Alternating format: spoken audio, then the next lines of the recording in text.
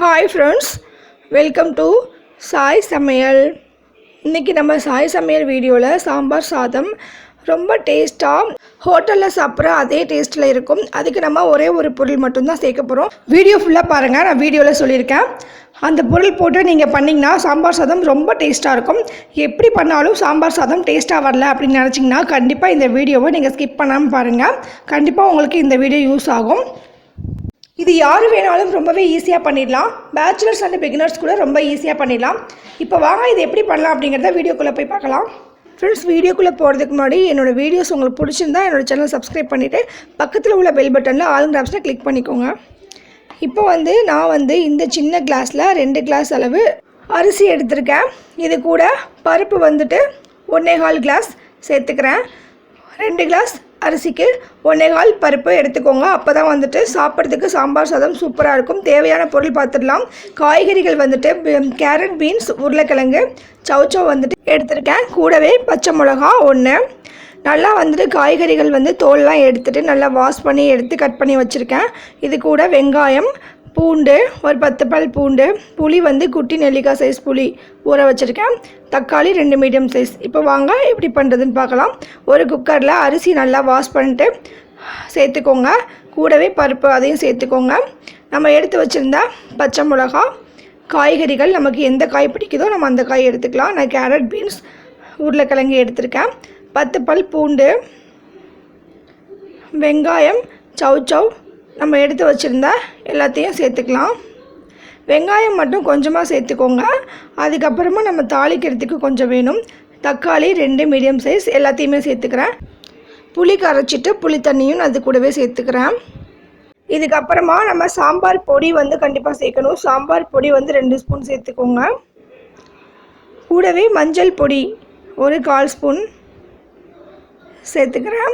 இதெல்லாம் சேர்த்ததுக்கப்புறமா தண்ணி ரொம்ப முக்கியம். தண்ணி எந்த அளவுனா நாம் எந்த கிளாஸில் எடுத்துக்கிறோமோ, இப்போ அரிசி நான் ஒரு கிளாஸுக்கு 2லேருந்து 3 கிளாஸ் அளவு தண்ணி ஊற்றிக்கலாம். ஸோ நான் 2 கிளாஸ் தண்ணி ஊற்றிருக்கேன். ஸோ அந்த அளவுக்கு பார்த்து நீங்கள் ஊற்றிக்கோங்க. அரிசி 2 டம்ளர் எடுத்திருந்தோம், பருப்பு 1.25 எடுத்திருந்தோம். ஸோ நான் ஒரு கிளாஸ் அரிசிக்கு நான் 2.5 கிளாஸ் தண்ணி அளவு ஊற்றிருக்கேன். நீங்கள் அது மாதிரி பார்த்து ஊற்றிக்கோங்க, அது கரெக்டாக இருக்கும். ஸோ இதெல்லாம் சேர்த்துட்டு நல்லா மிக்ஸ் பண்ணிக்கோங்க. இதுக்கப்புறமா நம்ம மூடிட்டு ஒரு 5 விசில் வச்சுக்கலாம். ரொம்ப சிம்பிளாக ஈஸியாக பண்ணக்கூடிய சாம்பார் சாதம் இது. இதில் இன்னொரு மெத்தட் பண்ணிக்கலாம். நான் கண்டிப்பாக வீடியோ போஸ்ட் பண்ணுவேன், நீங்கள் சப்ஸ்கிரைப் பண்ணி வச்சுக்கோங்க. இப்போ நான் சொல்லியிருந்தேன்ல வீடியோ ஸ்டார்டிங்கில் ஒரு முக்கியமான பொருள், அது நெய் தான். நெய் 2 ஸ்பூன் நான் சேர்த்துருக்கேன். ஆயில் 2 ஸ்பூன் சேர்த்துருக்கேன். இது கூடவே 1 ஸ்பூன் சீரகம், ஒரு 1/2 ஸ்பூன் அளவு வெந்தயம். இது நல்லா பொரிஞ்சதுக்கப்புறமா வெங்காயம் சேர்த்துக்கிறேன். சாம்பார் சாதத்துக்கு கண்டிப்பாக நெய் சேர்த்து பண்ணுங்கள். அப்போ தான் ரொம்ப டேஸ்ட்டாக இருக்குது. ஹோட்டலில் சாப்பிட்ற அதே மாதிரி இருக்கும். நெய் சேர்க்காமல் பண்ணால் சாம்பார் சாதம் அந்தளவுக்கு டேஸ்ட்டு வர மாட்டேங்குது. ஸோ நெய் சேர்த்து பண்ணுங்கள். கூட 2 வத்தல் கண்டிப்பாக சேர்த்துக்கோங்க. வாசனைக்காக கருவேப்பிலை இதெல்லாம் சேர்த்துட்டு நல்லா பொரியட்டும். இப்போ நான் குக்கரில் 5 விசிலுக்கு அப்புறமா நான் மூடி ஓப்பன் பண்ணிவிட்டு இப்போ பாருங்கள், சாப்பாடை நல்லா ஒரு தடவை கரண்டி வச்சு நல்லா மசிச்சு விட்டுக்கோங்க.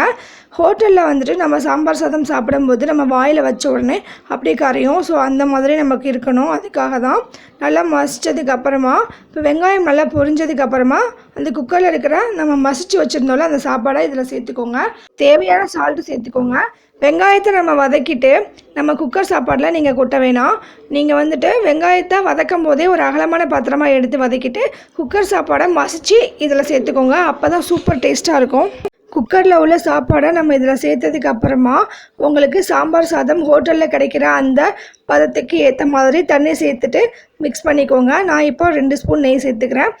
ஸ்டார்டிங்கில் தாளிக்கும் போது 2 ஸ்பூன் நெய் சேர்த்துருக்கேன். இப்போ லாஸ்ட்டாக எண்டில் இறக்கும் போது 2 ஸ்பூன் நெய் சேர்த்துட்டு நான் இதை ஆஃப் பண்ணிவிட்டு இறக்கிக்கிறேன்.